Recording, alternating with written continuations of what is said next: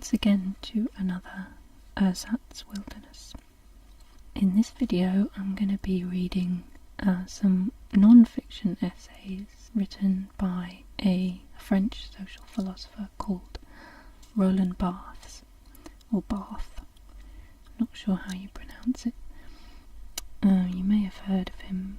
He was quite influential in France particularly, but he also became quite well known in the rest of the world after he wrote this particular book that I'm going to read from, which is called Mythologies. That made him quite popular, especially after it was translated into English.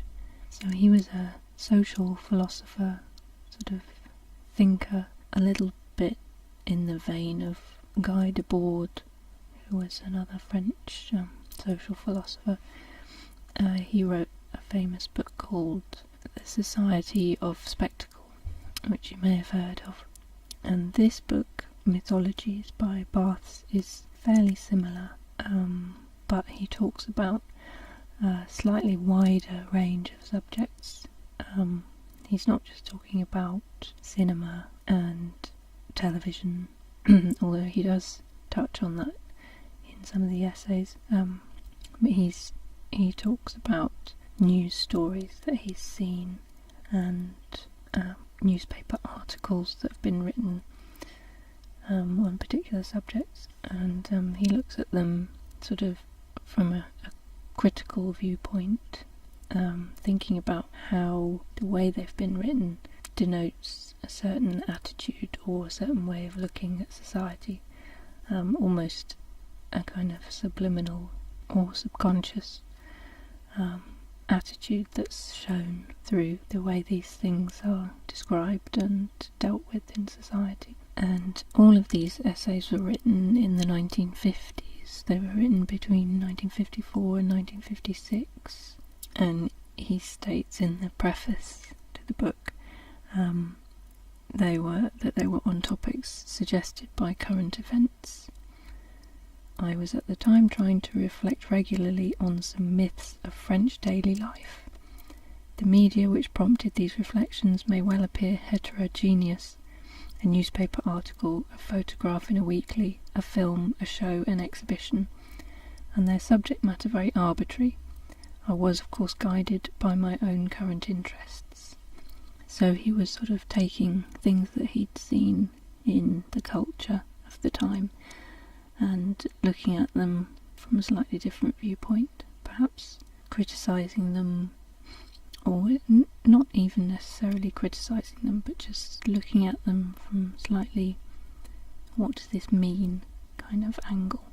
So that's quite an interesting idea, and it's also interesting to look at it from the viewpoint of the modern day as well. Obviously he was writing these in the 50s, and society was obviously very different then to what it is now, and he's also writing from a French perspective, so it's interesting to look at what he's writing about from the perspective of the present day, and that gives you another sort of layer of criticism in there as well.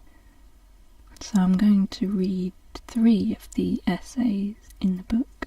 There's a lot more, and I do recommend that you have a look at the book if you're interested in the ones that I'm reading out, because they're all fairly similar, but they all deal with different subjects. So the 3 that I'm going to read are called The Romans in Films,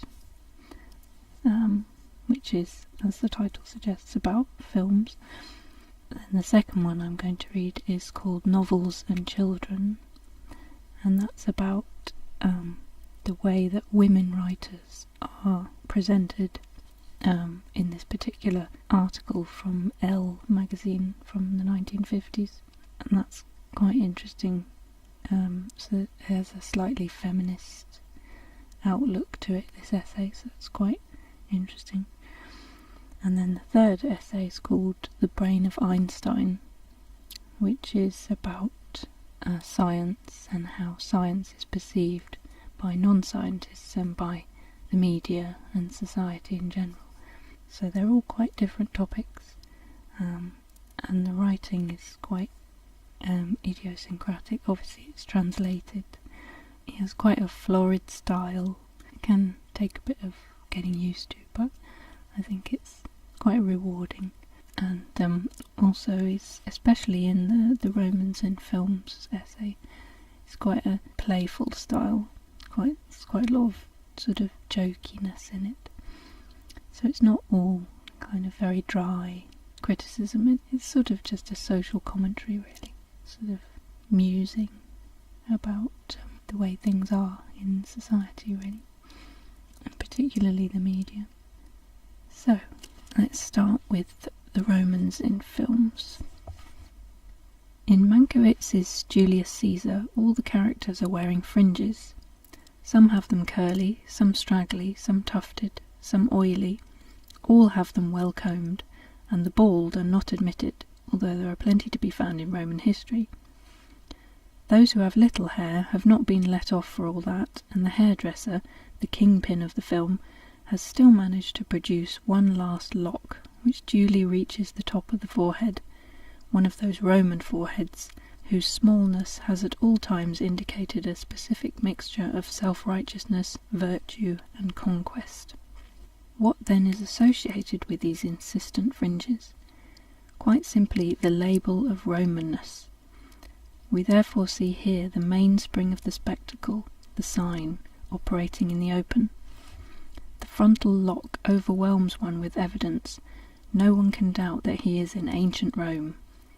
And this certainty is permanent. The actors speak, act, torment themselves, debate questions of universal import, without losing, thanks to this little flag displayed on their foreheads, any of their historical plausibility.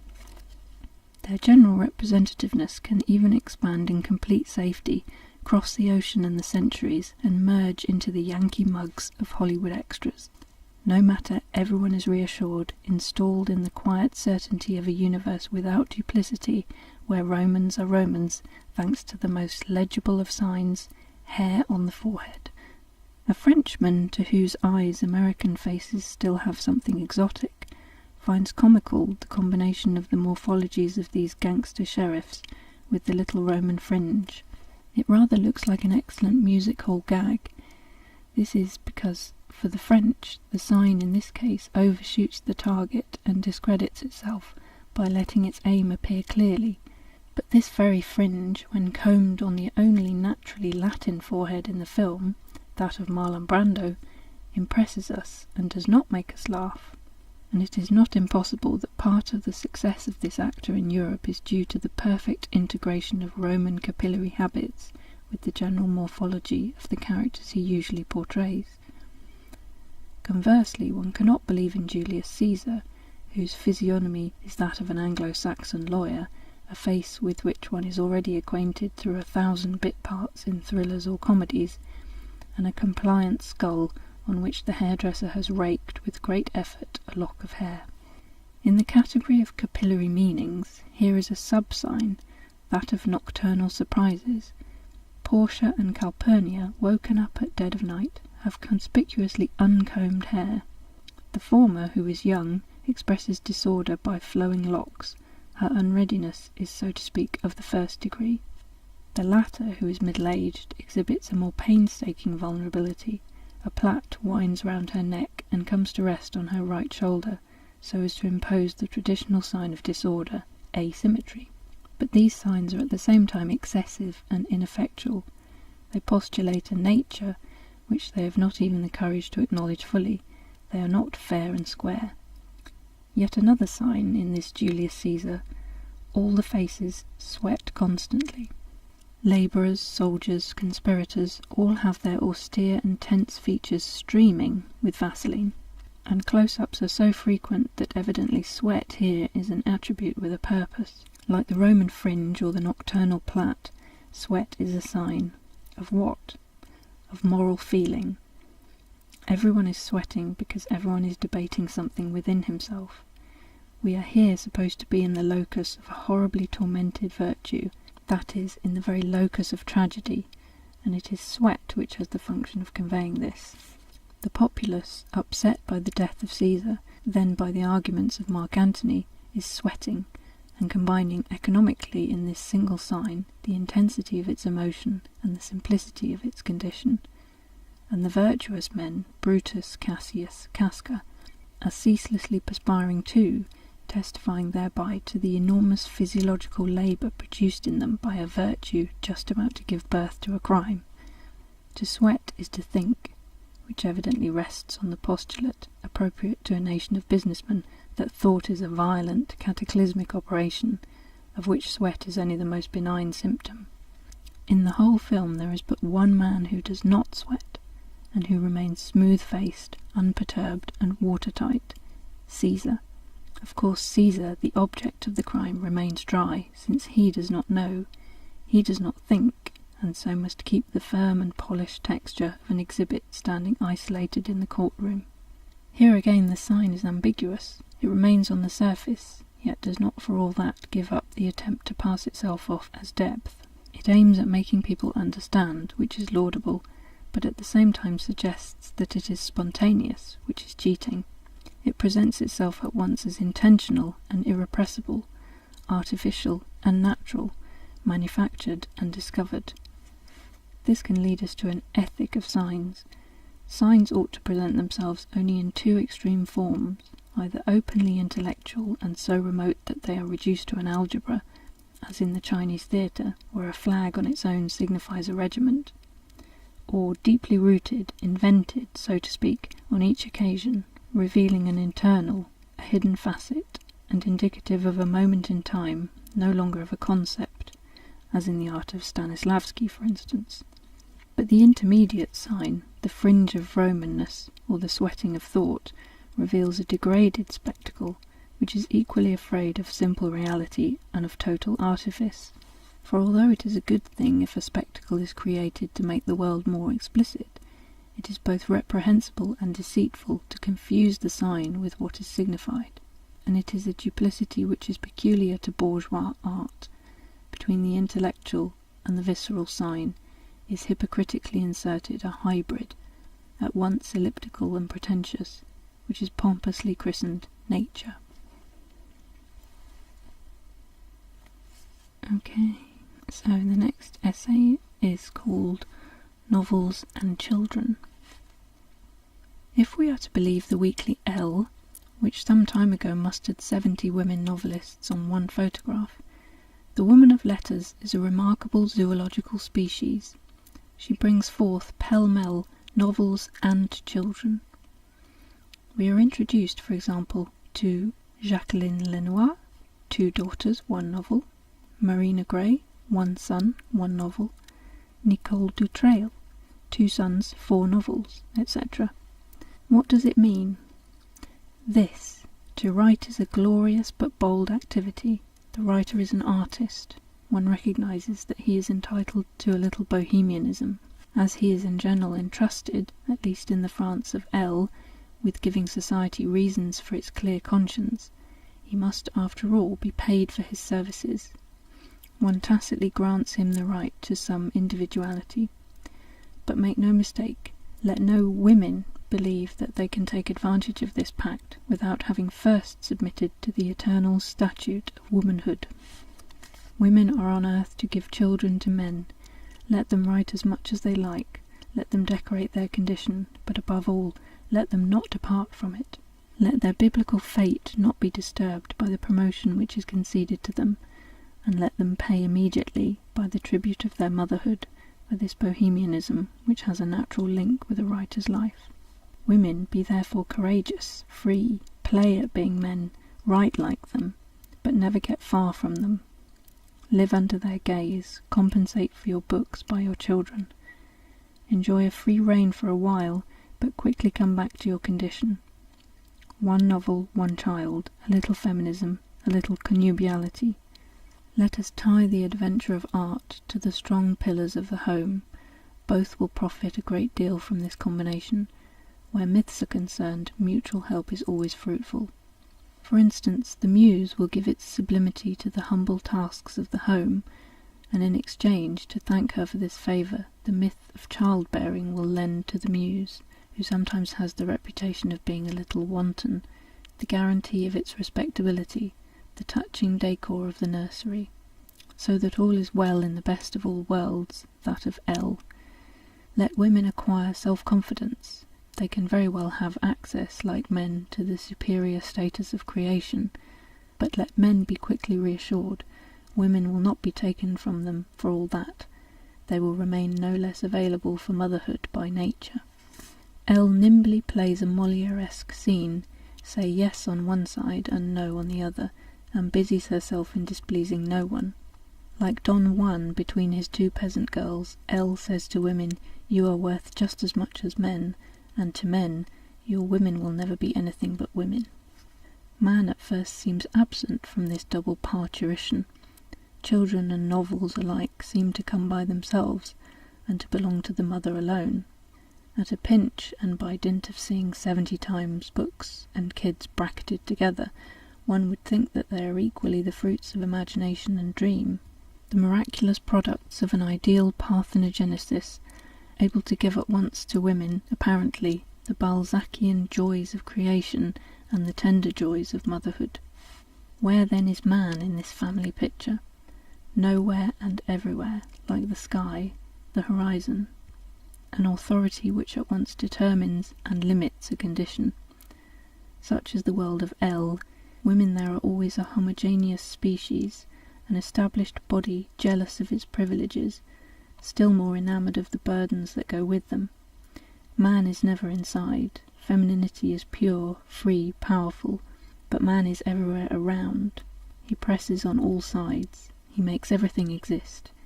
He is in all eternity the creative absence, that of the Racinian deity. The feminine world of Elle, a world without men, but entirely constituted by the gaze of man, is very exactly that of the gynaeceum. In every feature of Elle we find this twofold action: lock the gynaeceum, then and only then release woman inside. Love, work, write, be businesswomen or women of letters, but always remember that man exists, and that you are not made like him. Your order is free on condition that it depends on his. Your freedom is a luxury. It is possible only if you first acknowledge the obligations of your nature. Write if you want to. We women should all be very proud of it, but don't forget on the other hand to produce children, for that is your destiny. A Jesuitic morality. Adapt the moral rule of your condition, but never compromise about the dogma on which it rests. Okay, so the third and final essay is called The Brain of Einstein. Einstein's brain is a mythical object. Paradoxically, the greatest intelligence of all provides an image of the most up-to-date machine. The man who is too powerful is removed from psychology and introduced into a world of robots. As is well known, the supermen of science fiction always have something reified about them. So has Einstein. He is commonly signified by his brain, which is like an object for anthologies, a true museum exhibit. Perhaps because of his mathematical specialization, Superman is here divested of every magical character. No diffuse power in him, no mystery other than mechanical. He is a superior, a prodigious organ, but a real, even a physiological one. Mythologically, Einstein is matter. His power does not spontaneously draw one towards the spiritual.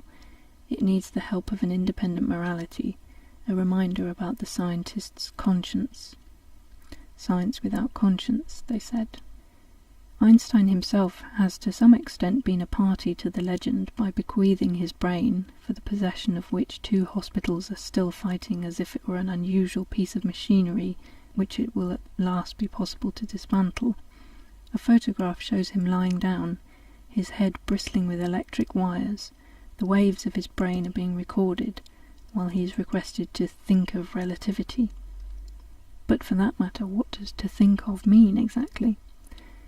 What this is meant to convey is probably that the seismograms will be all the more violent, since relativity is an arduous subject. Thought itself is thus represented as an energetic material, the measurable product of a complex quasi-electrical apparatus which transforms cerebral substance into power. The mythology of Einstein shows him as a genius so lacking in magic that one speaks about his thought as of a functional labour analogous to the mechanical making of sausages, the grinding of corn, or the crushing of ore. He used to produce thought continuously, as a mill makes flour, and death was above all for him the cessation of a localized function. The most powerful brain of all has stopped thinking. What this machine of genius was supposed to produce was equations. Through the mythology of Einstein, the world blissfully regained the image of knowledge reduced to a formula. Paradoxically, the more the genius of the man was materialized under the guise of his brain, the more the product of his inventiveness came to acquire a magical dimension and give a new incarnation to the old esoteric image of a science entirely contained in a few letters.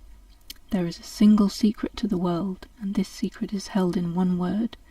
The universe is a safe of which humanity seeks the combination. Einstein almost found it. This is the myth of Einstein. In it we find all the Gnostic themes, the unity of nature, the ideal possibility of a fundamental reduction of the world, the unfastening power of the word, the age-old struggle between a secret and an utterance, the idea that total knowledge can only be discovered all at once, like a lock which suddenly opens after 1,000 unsuccessful attempts. The historic equation E=mc², by its unexpected simplicity, almost embodies the pure idea of the key, bare, linear, made of one metal, opening with a wholly magical ease a door which had resisted the desperate efforts of centuries. Popular imagery faithfully expresses this.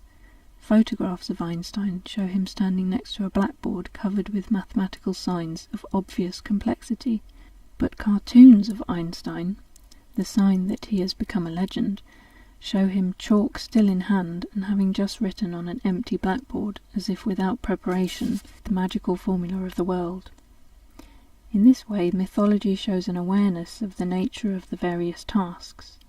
Research proper brings into play clockwork-like mechanisms, and has its seat in a wholly material organ which is monstrous only by its cybernetic complication. Discovery, on the contrary, has a magical essence. It is simple like a basic element, a principial substance like the philosopher's stone of Hermetists, tar water for Berkeley, or oxygen for Schelling. But since the world is still going on, since research is proliferating, and on the other hand since God's share must be preserved, some failure on the part of Einstein is necessary. Einstein died, it is said, without having been able to verify the equation in which the secret of the world was enclosed. So in the end the world resisted. Hardly opened, the secret closed again. The code was incomplete. In this way Einstein fulfills all the conditions of myth, which could not care less about contradictions so long as it establishes a euphoric security. At once magician and machine, eternal researcher and unfulfilled discoverer, unleashing the best and the worst, brain and conscience, Einstein embodies the most contradictory dreams and mythically reconciles the infinite power of man over nature with the fatality of the sacrosanct, which man cannot yet do without. So that was just a very short introduction to Mythologies by Roland Barthes. I hope you found it interesting, and if you did find it interesting, I recommend reading the whole book.